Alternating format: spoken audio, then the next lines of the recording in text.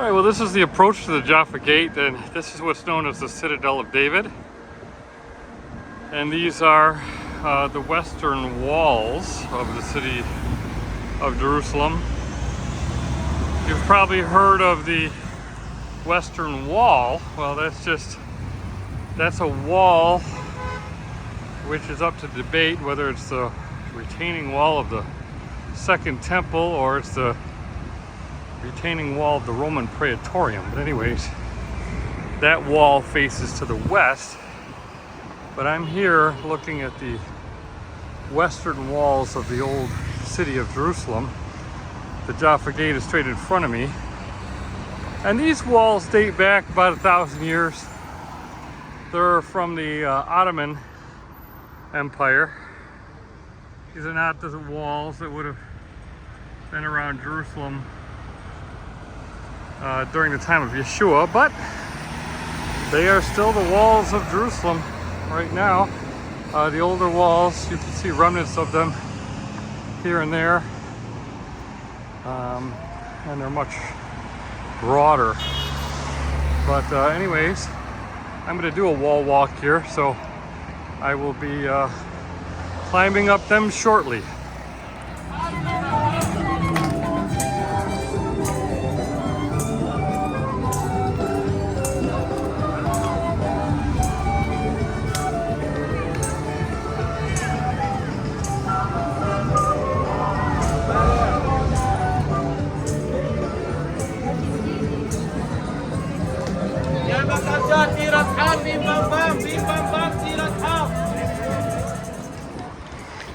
Okay,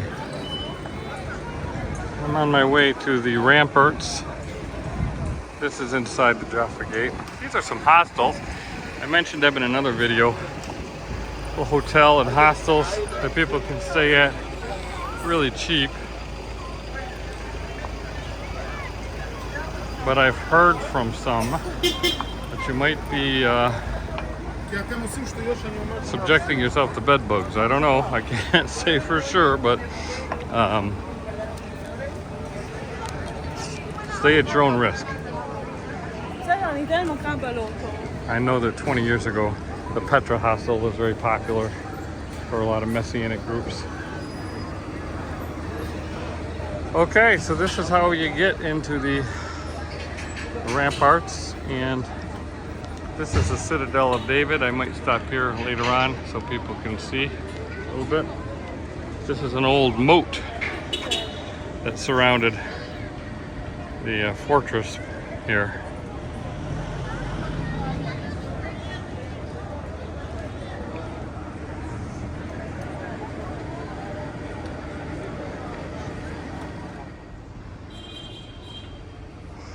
So I'm actually walking in an old moat.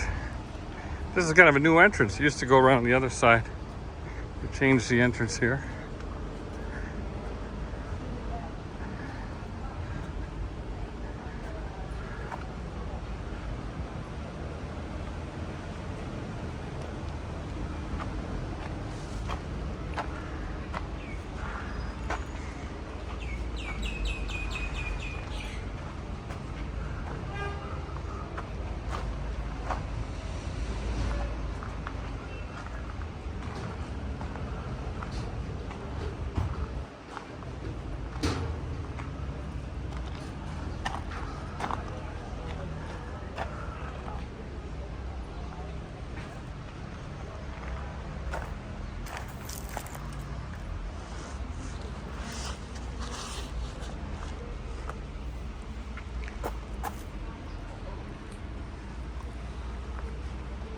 You can imagine it would be pretty daunting to come up to a situation like this with people up above you shooting down arrows, dropping rocks.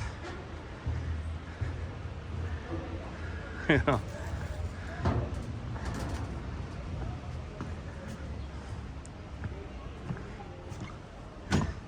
It's peaceful now, but I'm sure this saw some real action.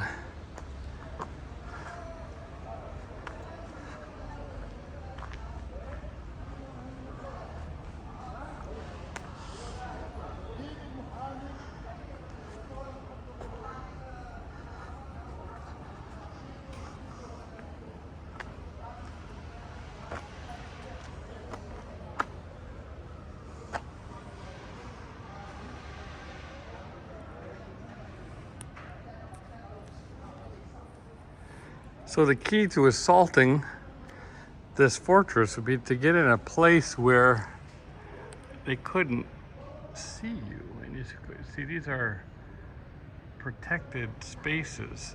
See the slits in the wall? That's where they would, and they're bigger at the bottom because that's where they would be like shooting arrows down through those. So they would look and then shoot, and they're all over. You can see they're all over the walls. So it would be really hard to get to a spot where they couldn't see you and shoot you. There's some that are enclosed up there. They've been sealed.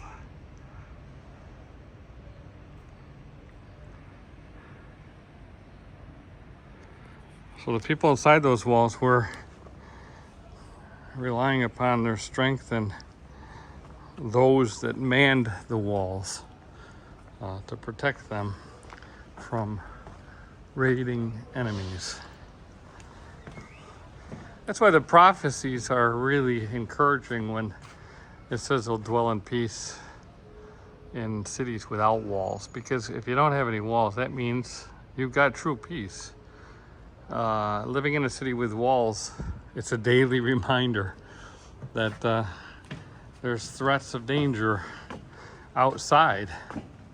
And of course, you know, we read all the prophecies about the watchmen and the watchman in the morning. What a relief it is when a watchman goes through his period of watch without seeing or hearing the enemy. That's when you can be whew, because that's probably when, you know, most of the times when the enemy is going to attack, it's at night when it's hardest to see. And so if you're a watchman and you see the light of the dawning of the day, that is a wonderful thing. You've gone through your watch without any enemies. You can see how this has the Ottoman influence. There's a minaret up there that was placed on top by the Ottomans. So that's a Muslim addition to this area.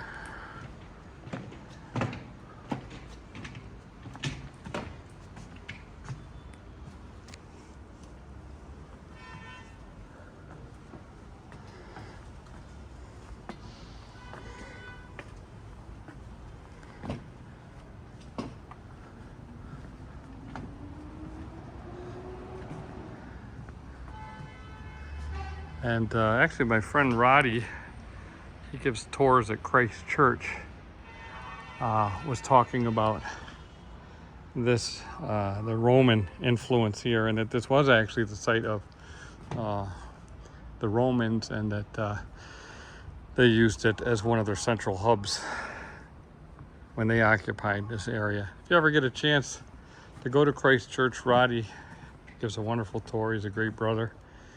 And yeah, he's loaded with information because he lives here. So he's usually talking to the archaeologists all the time and getting, you know, the updated scoops on the finds and such. So anyways, I'm going to make my way up the staircase and begin my wall walk momentarily. Okay, I'm up at the top of the walls, and here's another view of that citadel of David. And you can see how they angle the walls. Number one, it makes it harder to scale, and number two, it when they would throw rocks off the wall, they would deflect out and shoot straight out. So it kind of gave the people on the top an advantage that they could drop rocks, and instead of just going straight down on people's heads, they could shoot straight out at them. And of course, then you had a moat on top of that, so really good defense. That's the new city of Jerusalem there, and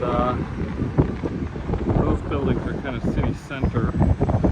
So the road that goes out of the Jaffa Gate really is a path that then becomes the street, and I showed you that before, where the train basically goes up Jaffa Road, and it, you know, goes all the idea would be that it would go all the way out to Jaffa on the coast. So it's a trader, an ancient trader, that came into the city through the Jaffa Gate.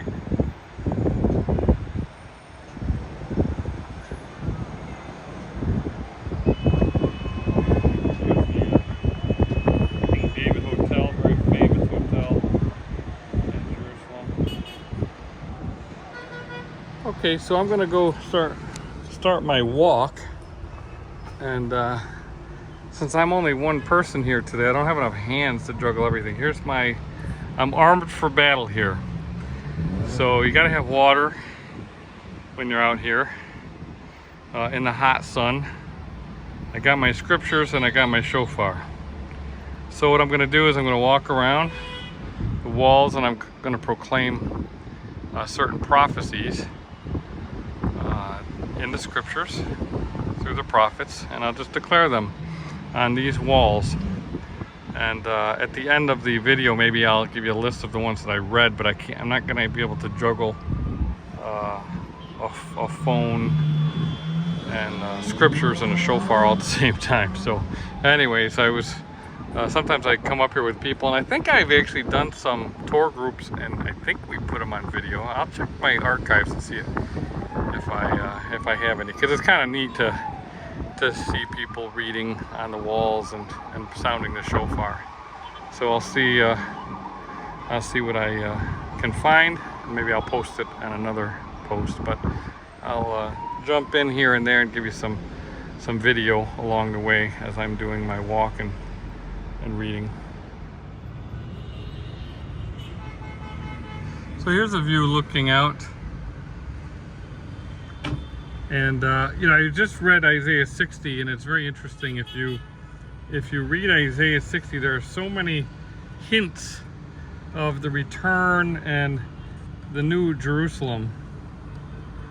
And the sons of strangers shall build up your walls, and your king shall minister unto thee, in Isaiah 60:10. And it just talks about a return and a rebuilding, and the wealth of the nations coming to Jerusalem. For brass I will bring gold, and for iron I will bring silver, and for wood brass, and for stones iron. So it's kind of interesting, because instead of building out of wood and stones, there's brass and iron. You'll have buildings of brass and iron, and of course we're seeing that in a lot of the skyscrapers and modern buildings. So and of course what I said about the walls is really significant. It says, I will also make peace your officer, and righteousness your exactor. Violence shall no more be heard in your land, wasting nor destruction within your borders. But you shall call your walls salvation, and your gates peace. And it talks about how the gates will be open during the day and the nighttime. So that's a picture of pure peace, as I was talking about before. You know, you'd close things up at night, and the watchman would be alert. And here Yah is saying in Isaiah 60 that there will come a time when the gates will just remain open, and he will be our light, and there will be no more need for the moon and the sun, because Yah will be your light. And thy people shall be righteous, they shall inherit the land forever. They shall be the branch of my planting, the work of my hands, that I may be esteemed. A little one shall become 1,000, and a small one a strong nation. I, Yah, will hearken it in this time. So that's Isaiah 60. That's a great one to be reading on the walls of Jerusalem, because it looks forward to a future time when these walls are no longer needed. This is actually a nice vantage point, because down here we can actually see some very ancient remnants of walls, and some of these walls trace back, you know, even over 1,000 years before the Ottoman walls. So you can see little remnants around the land of the more ancient walls that existed. And this little statue here kind of gives you an idea of a guy getting ready to, a watchman probably, but he's ready. He's got a spear in his hand. If he needed to sound the alarm, he should have a shofar. But he would sound the alarm and do battle if he needed to.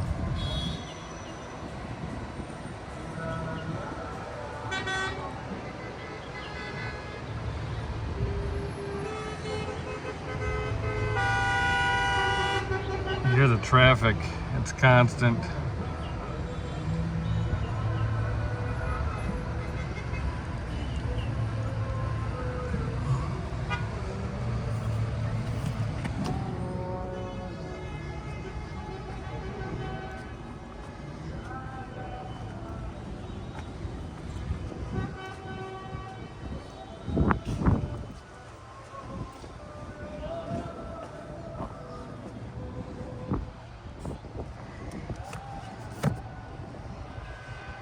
Right down here is where they believe Herod's palace was located, and that might have been an area where, see the remnants there? That could have been an area where Yeshua was brought.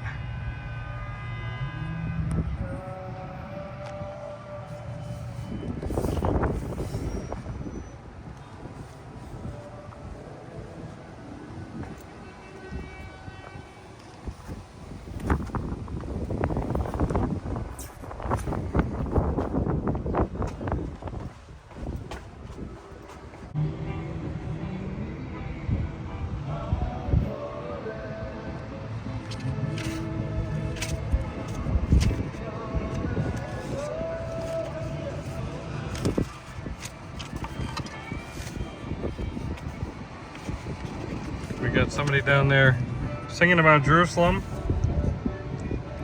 Isaiah 62 says, for Zion's sake, I will not hold my peace, and for Jerusalem's sake I will not rest until the righteousness thereof shall go forth as brightness, and the salvation thereof as a lamp that burneth. And the nations shall see thy righteousness, and thy kings thy glory. And you shall be called by a new name, which the mouth of Yahuwah shall name. You shall also be a crown of esteem in the hand of Yahuwah, and a royal diadem in the hand of thy Elohim. You shall no more be termed forsaken, neither shall your land any more be termed desolate, but you shall be called Hephzibah, and thy land Beulah, for Yahuwah delighteth in thee, and thy land shall be married. For as a young man married a virgin, so shall thy sons marry thee, and as the bridegroom rejoices over the bride, so shall Elohim rejoice over thee. I have set watchmen upon your walls, O Jerusalem, which shall never hold their peace. Day or night they shall make mention of Yah, and keep not silent, and give him no rest till he establish, and till he makes Jerusalem a praise in the earth. Yah has sworn by his right hand, and by the arm of his strength, surely I will no more give your corn to be meat for your enemies, and the sons of the stranger shall not drink your wine for that which thou hast labored, but they shall have gathered it, shall eat it, and praise Yah, and they that have brought it together shall drink it in the courts of my holiness.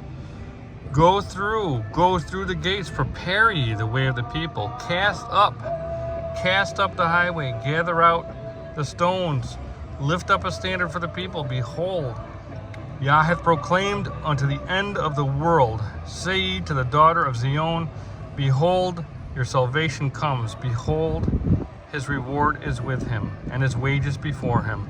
And they shall call them the set apart people, the redeemed of Yahuwah. And thou shalt be called sought out, a city not forsaken. Amen. Isaiah 62.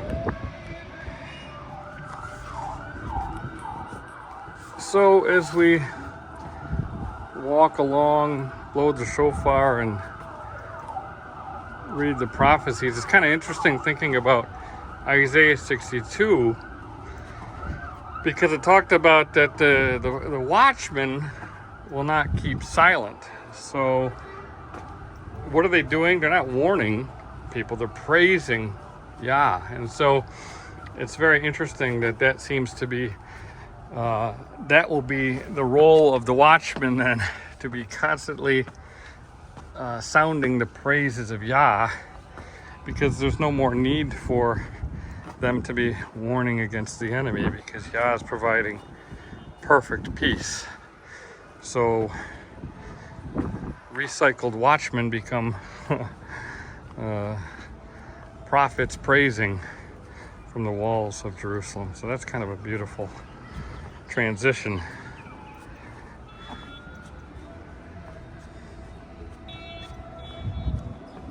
And you can see over in here, this is the Armenian quarter. It's the smallest part of the old city of Jerusalem. This used to be just a field. They turned it into a parking lot. I would have loved to have dug underneath this plot of land. But there's all sorts of things down there. You know, I was talking to some archaeologists many years ago who've done work all over Jerusalem, and they said that Jerusalem actually, there's a layer of gold all underneath, and very tiny layer of like gold dust, and they attribute that to when the temple was burned, that it showered gold dust all over. That's an interesting thought. I don't know if that's true or not, but they were pretty credible archaeologists.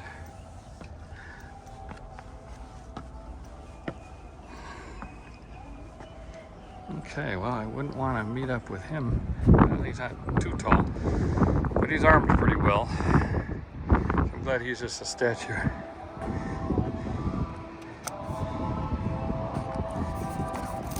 Let me read from Psalm 122. Song of Degrees of David. This is one of the Psalms that we read on our way up to Jerusalem. Song of Ascent. I was glad when they said unto me, let us go into the house of Yahuwah, when our feet stood within your gates, O Jerusalem. O Jerusalem, built as a city that is compact together, where the tribes went up, the tribes of Yah, unto the testimony of Israel, to give thanks unto the name of Yahuwah. For there are set thrones of judgment, the thrones of the house of David. Pray for the peace of Jerusalem. They shall prosper that love thee. Peace be within your walls, and prosperity within your palaces. For my brethren and companions' sakes, I will now say, peace be within thee. Because of the house of Yahuwah our Elohim, I will seek thy good. And again, that's something that we yearn to see the fulfillment of when we see Jerusalem restored and in peace.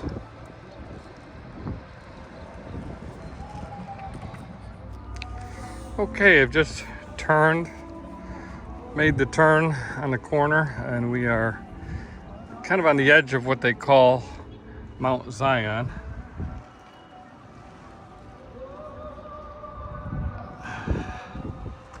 And up ahead a little bit is the Zion Gate. But as I've explained in other videos, Mount Zion is really the city of David, which would be straight ahead further. So this is really the western hill, and I'm heading east right now. East, it'll go, basically the Mount of Olives is straight in front of me, and it goes down into the Kidron and then up the Mount of Olives.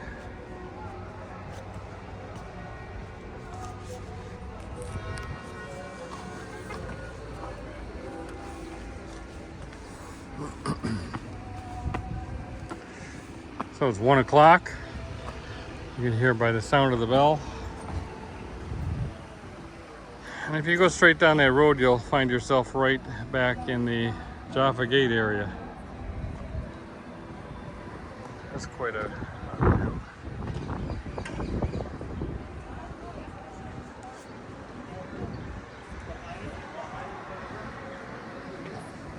see if I can zoom in a little bit.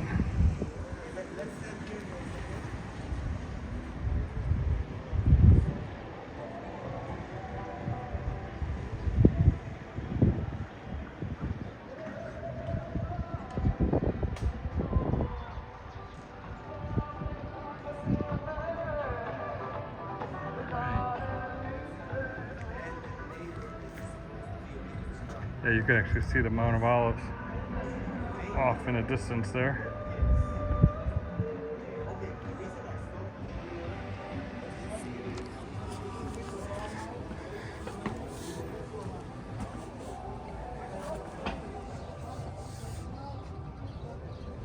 Let's see.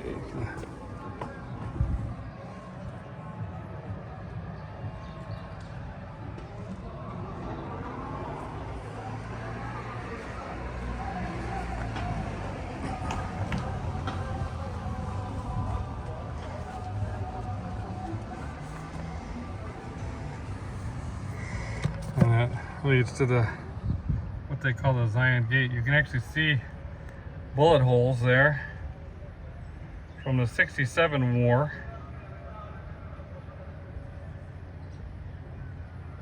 When the Jews took the old city of Jerusalem. And it's just, they leave the bullet marks there as a reminder of the battle that took place here.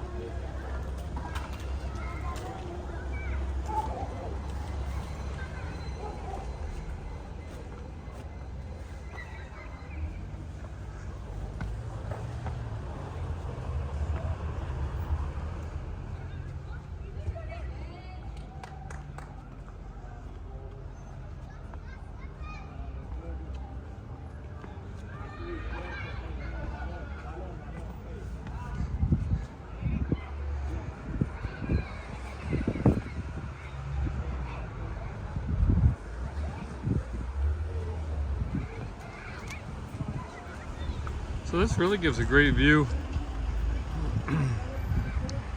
of the old city area. You can see the Mount of Olives, just to get your bearings.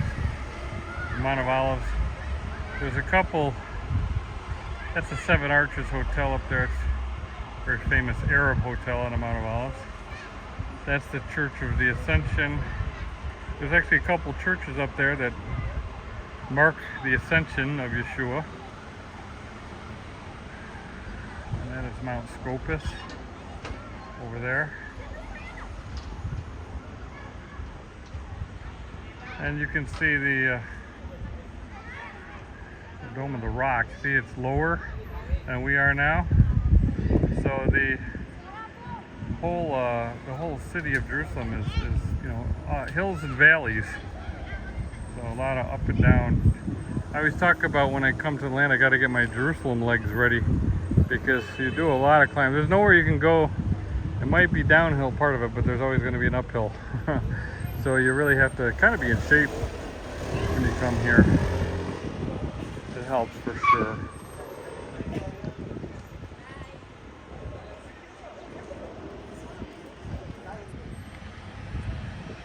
So making my way downhill on the wall, I just passed over top of the Zion Gate. And you can see East Jerusalem over there.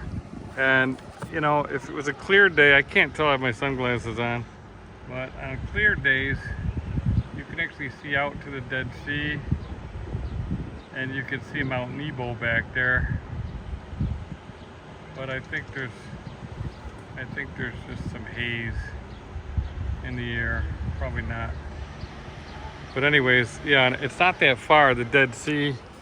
And I was just down there the other day. I did some videos at Qumran and one of the caves where they found the Dead Sea Scrolls, which was pretty neat. But see, it's all downhill from here, as they say, as the whole city goes down. But I know very well I'm going to have to climb back up and I'm going to get back over to my apartment. So it might be time to go get me some hummus. And I know, you know, when I found Lena's last time, and people were like, well, what about, you know, we want to see the end product. So I did take a picture, but I'm not so great at editing YouTube videos, so I don't know how to add it on there, but I'll post something showing you what they give you at Lino's. It's basic, but it's really good.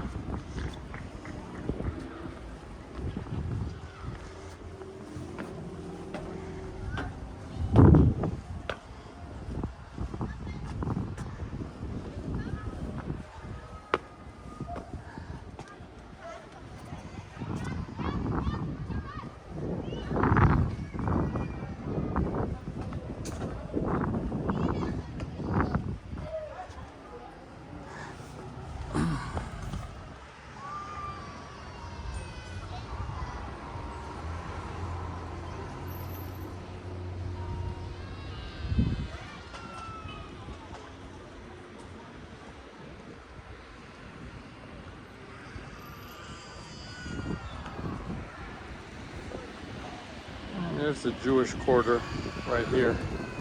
This is one of the main ways into the Jewish quarter.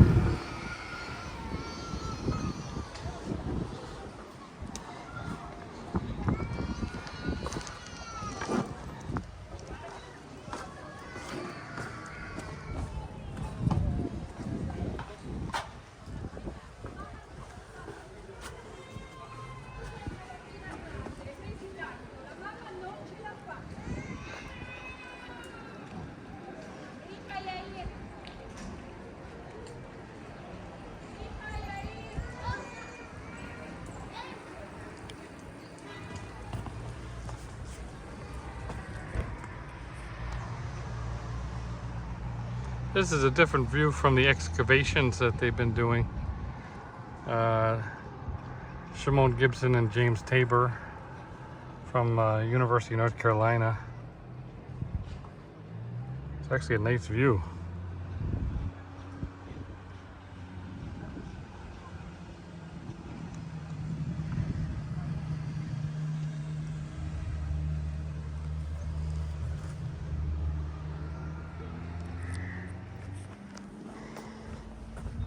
Okay, more downhill. You can see the difference in elevation just from the perspective that we see the Mount Olives at. Now we're lower than the peak.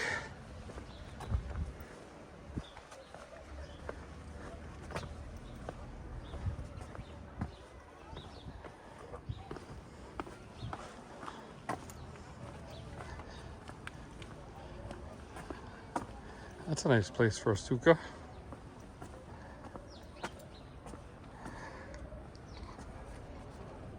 That's the traditional sukkah that you'll see around here.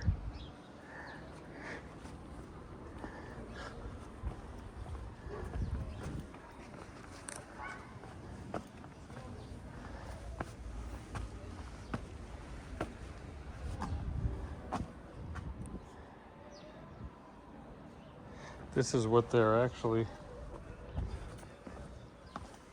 saying that soldiers from the kingdom of Judah would have looked like.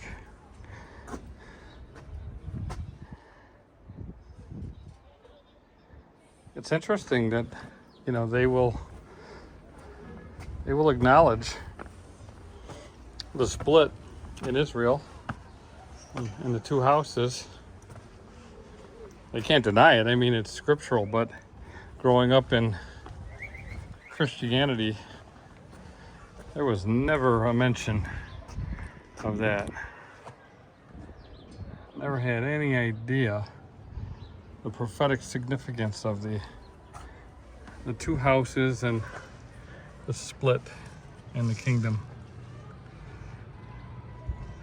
All right, this is looking down on, you see where all the traffic is going in and out of it. To the left is the Dung Gate, and then beyond it is the Al-Aqsa Mosque, and beyond that is the Garden of Gethsemane, where you see all the gold. The gold top church is where the Garden of Gethsemane is located. And then, of course, once again, the Mount of Olives in the backdrop.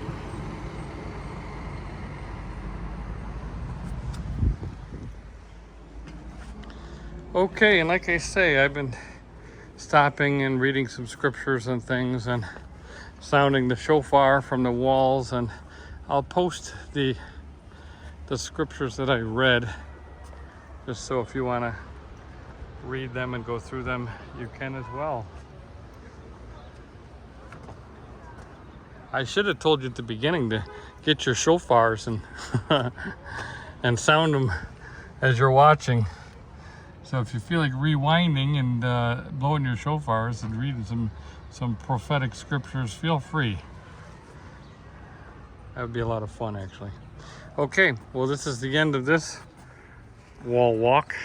As I go through here, I'm gonna make my way over to probably grab some lunch. And so this is the 6th day of Sukkot. We're coming up on Shabbat. And so I'm going to make some final preparations for Shabbat and the final day of the feast.